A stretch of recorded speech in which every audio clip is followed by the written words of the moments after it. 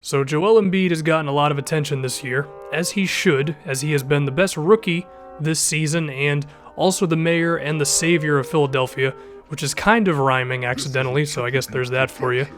And Giannis Antetokounmpo has gotten an extreme amount of attention this season for his ascension towards one of the best players in the NBA, as well as being a science experiment with how ridiculous of a player he is.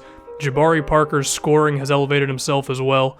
So the Milwaukee Bucks, as well as the rookie class as a whole, has been dominated by a few names, so I would understand if you haven't heard too much about Malcolm Brogdon, the 24-year-old rookie of the Milwaukee Bucks, who is flat out killing it for them.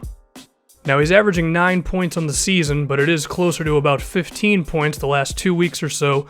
The first thing that stands out with Malcolm is the three-point shooting. He's shooting over 40% in his rookie season, and that's a pretty damn big deal. If I give you some context here of some of the all-time shooters in NBA history, Jason Terry, his first season, he shot 29% from three. Reggie Miller shot 36%. Ray Allen, he shot 39%. Paul Pierce shot over 40%. But a couple of the best shooters in the history of the NBA didn't really get their shooting strokes down until a couple of years into their career, and Brogdon's already knocking them down right now. He's able to play off-ball, as for the Bucks, that was a mid-range, don't worry about it. And it's going to allow Giannis Antetokounmpo to just make more plays for this team, because as he's the primary ball handler, you're not going to be able to leave Brogdon open when he's in the game. It's also going to make Jabari Parker's day a lot easier as well, when Jabari is cutting to the basket, or when he's posting up. If you want to double him and you want to bring Brogdon's guy for help, that's going to be a mistake because it's going to be 3 points on the board. And so being able to knock down outside shots is huge, especially in today's NBA. But Brogdon also has shown a real quality ability of creating his own shot as well. The Bucks are using him as the lead guard in situations. He's been playing the point guard spot with Matthew Dellavedova out, playing over 30 minutes a game as a rookie on a team trying to win. How often does that actually happen?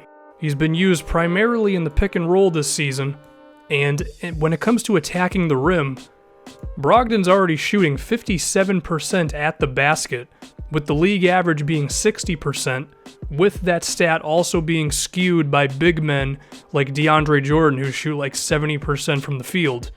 So immediately, Brogdon is someone who can play off-ball and hit three-pointers, but he can also play in the pick and roll and he can attack the rim himself.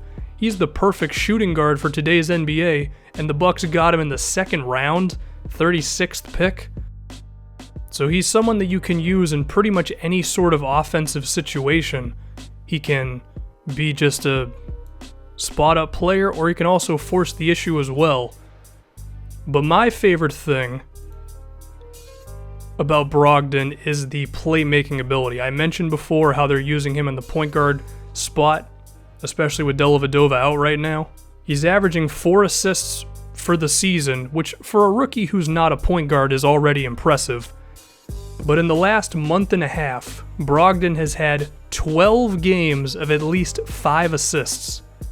I mean, if you have a guy who can create his own shot and attack the basket and play in the pick and roll, but then also give guys like Jabari Parker an avenue to get easier offense because he can also make a pass as well. I mean, rookies are just traditionally not this good. Typically, guys going into their first season have one defined skill and they have to improve in other areas.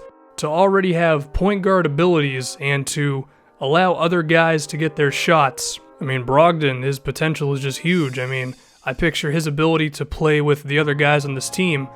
Jabari Parker, Giannis, of course, also Mirza Teletovic with pick and pops. It's going to be something. But now the one question I have is, what's his role going to be once this team is completely healthy? Dellavedova just came back.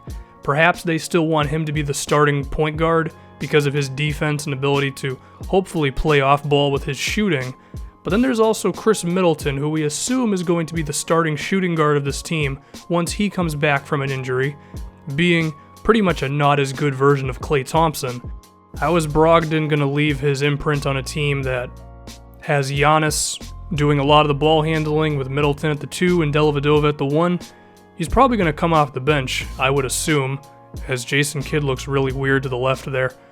And I actually think this role could be perfect for Brogdon, because I kind of think he could have a similar role to the one James Harden had with the Oklahoma City Thunder.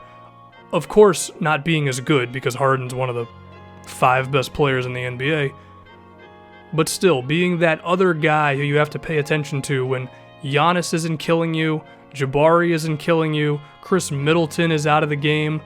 You can bring Brogdon in for 25 to 30 minutes a night, and he can be just that one extra dude that you have to go, we really have to defend this guy now too.